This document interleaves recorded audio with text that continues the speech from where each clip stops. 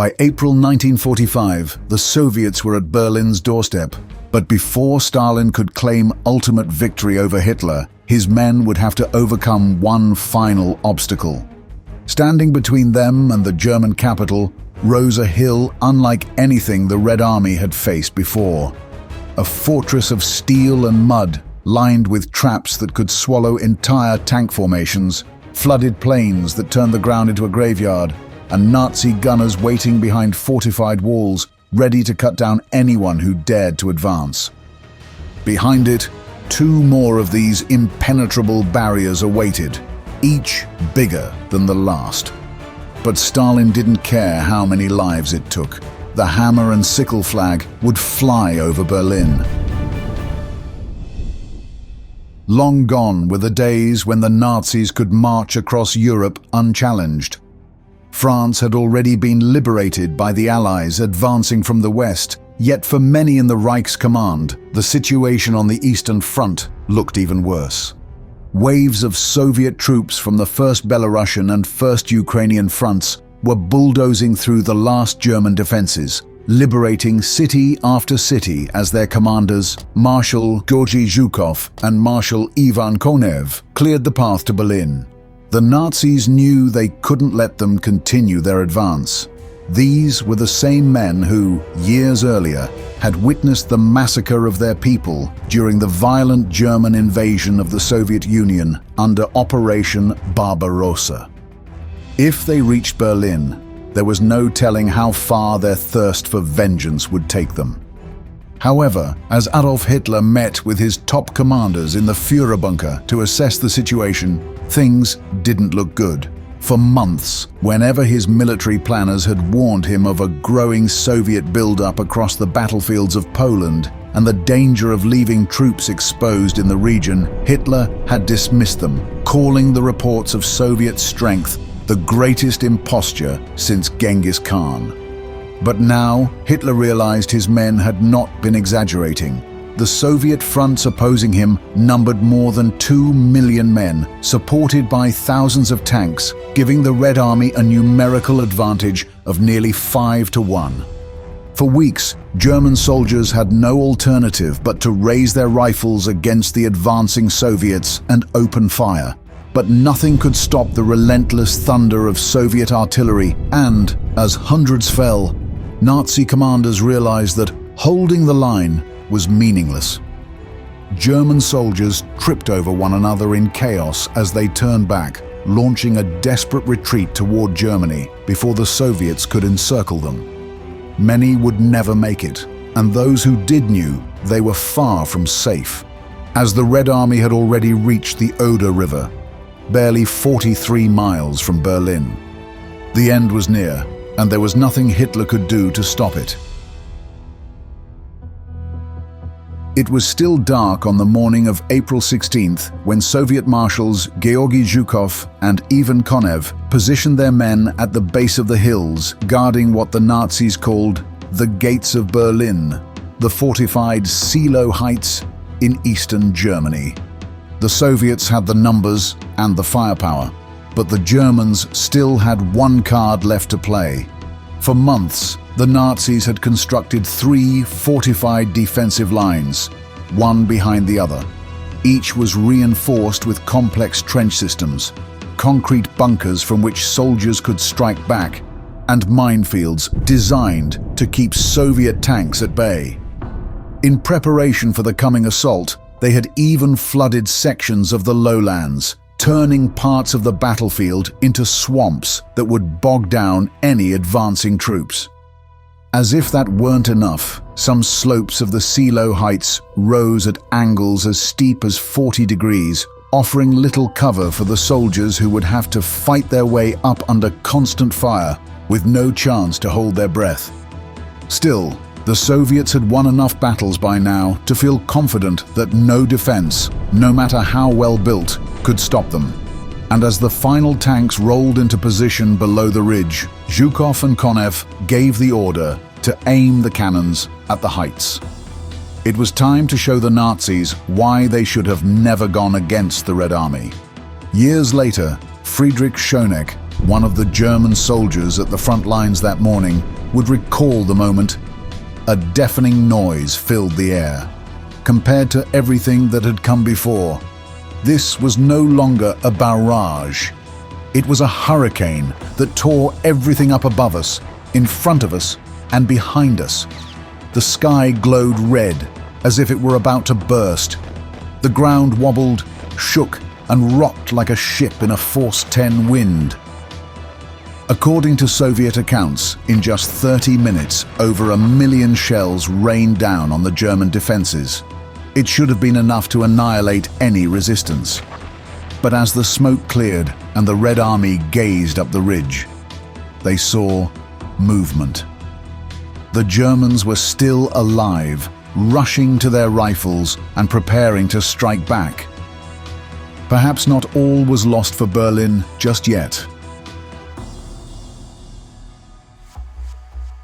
Before the attack had even begun, German General Gotthard Heinrici had already prepared his men. Having learned the plans for the Soviet assault from recently captured prisoners, he had instructed his troops to get ready, setting up base across bunkers and trenches in which they were to ride out the storm until the Red Army beneath the hills lowered its guard. The plan worked, and as the Soviet guns finally fell silent and the infantry began to climb, they were met by a wall of fire from above. There was little they could do to resist the German counterattack. Their only chance at survival was to push through the fire and reach the top as fast as possible. But the way up was hell. The terrain funneled them into narrow, obstructed paths, many of which were cut by deep riverbeds. Soldiers had to build makeshift bridges under fire just to get their vehicles across. And even then, the situation hardly improved. As one Soviet colonel later recalled, when climbing, the tanks were forced to bypass steep slopes and cliffs and fell into fiery dead ends, unable to turn around and leave the sector already clogged with other tanks, exposing their sides to the fire of enemy anti-tank weapons. Still, Soviet troops were not trained to turn back, and every time a man fell to a German bullet, another was already behind him, taking his place and keeping the push alive. By the end of the first day, despite thousands of casualties and hundreds of tanks lost, the Red Army had reached the first German defensive line atop the hills, sending the defenders running back to their second line. Back in Berlin, the hearts of Nazi commanders sank as they heard the news. Now the Soviets were one step closer to them and angrier than ever. Despite the seemingly unstoppable Soviet advance, German fire kept raining down on the Red Army with every step they took.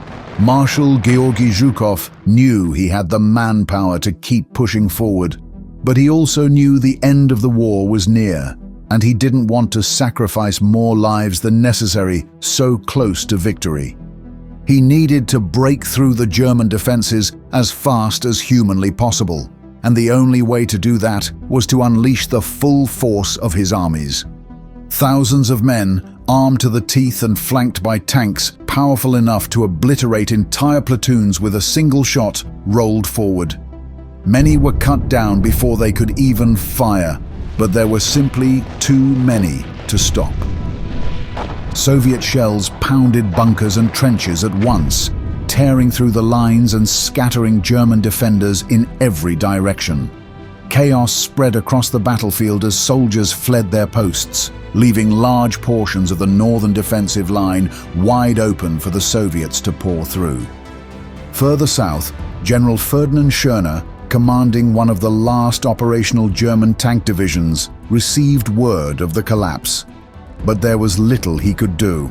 At that very moment, he was locked in a desperate struggle against Marshal Ivan Konev's First Ukrainian Front, whose troops were relentlessly tearing apart the crumbling southern flank. Schörner ordered his tanks to counterattack before the Soviets could break through another sector, but even heavy cannon fire couldn't hold them back. The Red Army kept slipping through the cracks until, suddenly, the Germans realized they were being surrounded. Facing imminent defeat, The only option left was to fall back to their final line of defense. This was it. If the Nazis couldn't hold this ground, there would be nothing left between the Soviets and Berlin.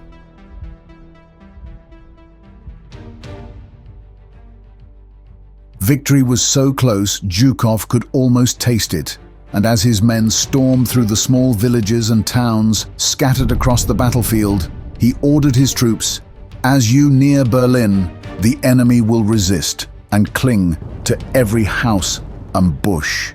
Therefore, tankers, self-propelled gunners, and infantry should not wait for artillery to provide the pleasure of moving through cleared space. And so, on April 19, 1945, the final day of the battle, no Soviet held back.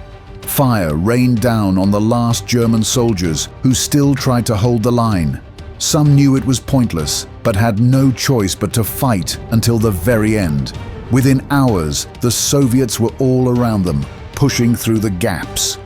Before long, nearly 200,000 German soldiers, veterans of the Eastern Front, were trapped. There was no way back to Berlin and no ammunition left. The last line of defense had fallen. Victory had come at a heavy cost for the Soviets, with more than 30,000 Soviet soldiers lost, according to some accounts. Yet for Zhukov and Konev, it was worth it. The path to Berlin now lay wide open. Thousands of Red Army boots thundered through the streets of the German capital, clearing one block at a time as the last remaining soldiers and fanatic civilians fought their hopeless final stand. But there was nothing left to save. After Celo Heights, the empire had collapsed, and Hitler knew it.